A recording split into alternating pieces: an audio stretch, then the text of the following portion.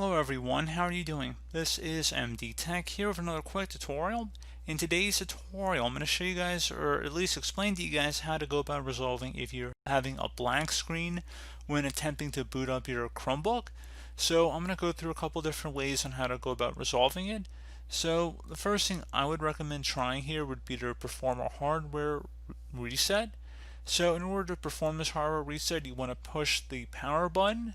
First, just turn off your Chromebook completely, so make sure the light is turned off and it's not active. And now you want to press the refresh key on your keyboard. So it looks like a little refresh icon with a circle and then there's a little arrow at the end. You want to go tap that on your keyboard and then hold down the power button. You want to hold both of these for 10 seconds, so hold them both down. And then once you're done, once 10 seconds has passed, you want to release the refresh key and then the power button. So do that in that order. And then your Chromebook should restart at that point. If it does not restart, now press the power button again.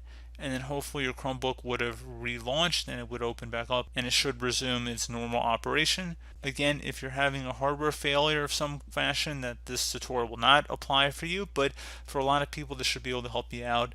So as always, thank you guys for watching this brief tutorial. Do hope I was able to help you out, and I do look forward to catching you all in the next tutorial. Goodbye.